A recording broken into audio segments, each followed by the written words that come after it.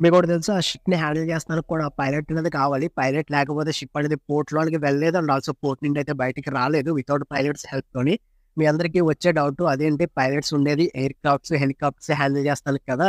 మరి షిప్‌ని హ్యాండిల్ చేస్తానికి, కంట్రోల్ చేస్తానికి క్యాప్టెన్స్ ఉంటే సరిపోతుంది కదా! మరి షిప్పింగ్ ఫీల్డ్‌లో పైలట్స్ ఎందుకని? ఈరోజైతే ఈ డౌట్ అయితే నేను మీకు క్లియర్ చేస్తాను. యాక్చువల్‌గా పైలట్స్‌లో 2 టైప్స్ ఆఫ్ పైలట్స్ ఉన్నారు. ఒకటొచ్చేసి ఏవియేషన్ పైలట్ అంటే ఫ్లైట్స్‌ని, ఎయిర్‌క్రాఫ్ట్స్‌ని, హెలికాప్టర్‌ని హ్యాండిల్ చేసే వాళ్ళని ఏవియేషన్ పైలట్ అంటారు.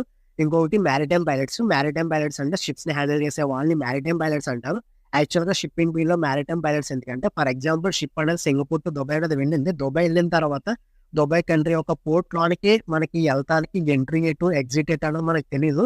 ఒక్కొక్క కంట్రీకి ఒక్కొక్క పోర్ట్‌కి ఎంట్రీ, ఎగ్జిట్స్ అనేవి ఉంటాయి. అందుకే ప్రతి కంట్రీ ఒక లోకల్ అథారిటీ పర్సన్ వచ్చి మనకి గైడెన్స్ అనేది ఇస్తారు. లోనికి ఎటు అండ్ ఆల్సో బయటకి వచ్చినప్పుడు కూడా బయటికి ఎటు అన్నది వాళ్ళే పైలట్స్ అంటారు. హోప్ మీ అందరికి అర్థమైంది అనుకుంటున్నా. See you.